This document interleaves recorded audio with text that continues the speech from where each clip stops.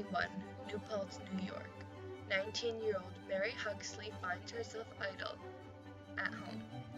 Hoping to feel productive, she requests the permission of her father to go work at the textile mill in Lowell, Massachusetts. Father, I've been wondering, can I please have your permission to go work at the mills in Lowell? Are you sure that's the best idea? Yes, I don't feel very productive here. Well, it's for the best.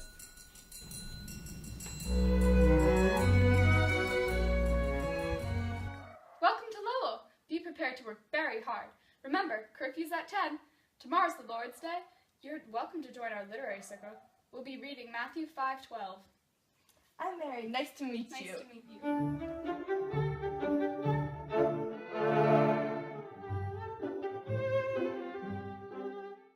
This is the boarding house. Take off your shoes and bonnet upon entrance. Those who work hardest sit closest to the head of the table. This is your seat. No rowdy behavior. I can hardly see what I'm doing. The lighting's horrible. The conditions are really terrible, but money is money.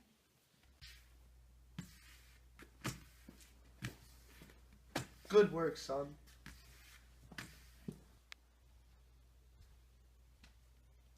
Could you work any slower? I can't believe that fool got promoted. It's a man's world.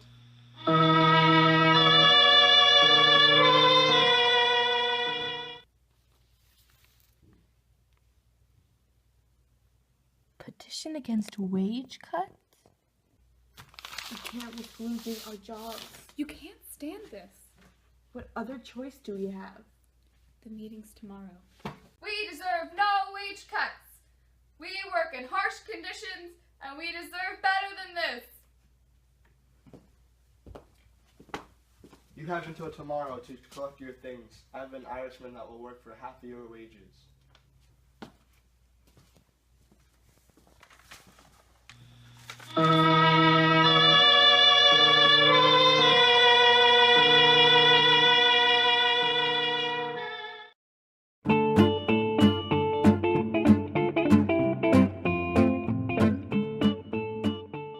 Like when you were young? Well, son, you know how you see policemen patrol the streets? Of course, they're there to stop criminals. Back when I was a boy, our great city of Philadelphia did not have any proper police force. In fact, if any fights or riots broke out, there would not be anyone to stop the rabble. It could go on for days. The city was not safe. That's shocking. Did you see any riots? But when I was a young man, I just married your grandmother, and we found a house in a quiet neighborhood. Well, I was walking along the street one day, and from a distance, I heard a great deal of shouting. I ran closer, curious to see if there was trouble, and I saw a large group of rowdy young men screaming and flailing their arms all about. Oh my! Why would they be gathered so? Well, Johnny, as it so happens, this group of young Irishmen were out to hurt the blacks of the city. You see, the growing populations of free blacks was prospering. These Irishmen were very poor and felt it was wrong they should suffer while blacks lived in brick houses. So they also competed with them for work and felt these circumstances were unfair. The men went wild and attacked black people throughout Philadelphia. That sounds frightening. What did you do? Didn't do anything.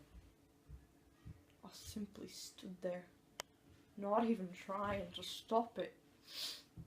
Now, When I think back to that day, I feel very guilty.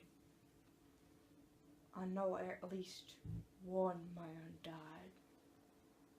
Oh, Grandpa, how could you?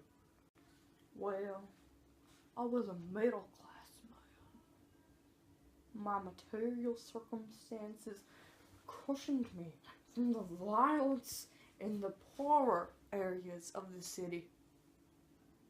I also saw other bystanders egging on the rioters. I didn't think anything of it. It's okay, Grandpa. We all know it was because of the urban tensions.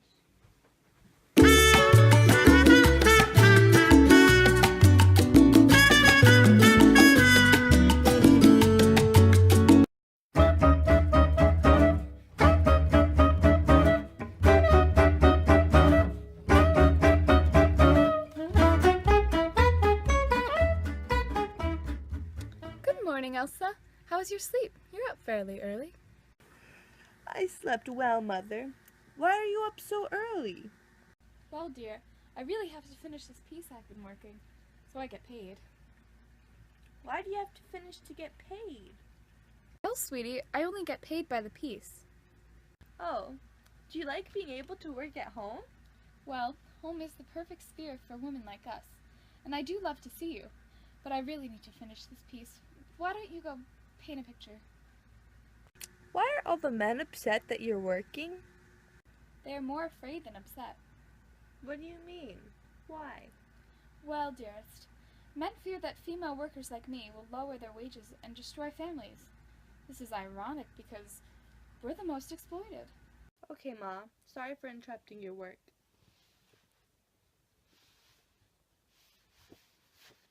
Look, Ma. I drew you a picture. It's us. By the river. I'm sorry, honey, but I can barely see it. Working like this have made my eyes go out. But I'm sure it's lovely. Are you almost done with your piece? Yes, dear. How does it look? It looks great, Mother. Cincinnati, once a river settlement, had become a booming commercial center by 1840. Manufacturers of all sorts, such as furniture and hardware, quickly mechanized to increase profits. Fired. I'm paying you too much for you to do such minuscule work. Fine! I work my hardest and you keep some of my pay anyway. This is ridiculous. What do you mean? We work very hard to receive poor pay while the rich get richer and richer. You're correct, sir. Our wages dictate our lives. John, get back to work. If you're not picking up, you'll follow Timothy out the door. This is Cincinnati, for crying out loud. Cannot go unheard. What do you have in mind? If we protest, others will follow. This will be very difficult for us workers. We all come from different cultures. But we need to do something. Half of us are German anyway.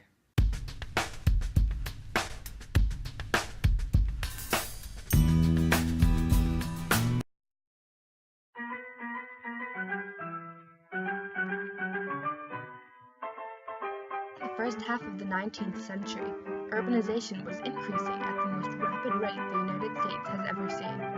The percent of people living in cities jumped from 9 to 20% from 1820 to 1860. Dear Anna, I found good work as a seaman. Boston has been needing more and more since it's a commercial seaport. How are you doing in Trenton? Right soon, your brother Henry. Hello, dearest brother. The mills here are keeping me busy. The waterfalls make our mills wonderfully powerful. I heard Sister Susan was moving west to Cleveland. I wonder how she's doing. Mama, here's a letter from Auntie Susan.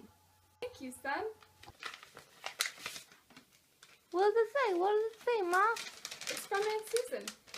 Dear sister, Cleveland is fine and all is well. Bob is working as head of a train station, and little Jack is a wonderful merchant. We'll write soon. Love, Susan.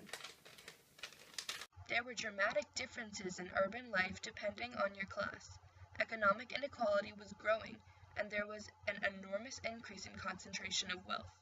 A new working and middle class took form between 1820 and 1860 in the cities. Ah, hello, daughter. Hello, Father. Remember Cousin Lucy? She lives in a shack in Boston, and her house is surrounded by refuse. The slums are the home of poverty. Her husband feels like he's lost authority because he can't support his family. It's a good thing we're not close cousins. We are so lucky that I can provide for the three of us. I'm getting slightly bored cleaning the house, but I'm glad I don't have to make those items we get so cheaply now. Well, darling, the market is doing well. Emily, I thought I told you to do your prayers. Yes, Mother. Oh, honey, you will ensure the future of the welfare of the nation. Wait, there's an event on Sunday. Would you like to accompany me? Sorry, dear. I must go to the public school on Sunday to distribute Bibles. Oh, Emily, dear. Why don't you go play with Amelia? I don't want to see you consorting with those boys anymore. Honey, I'm so glad we decided to keep our family small.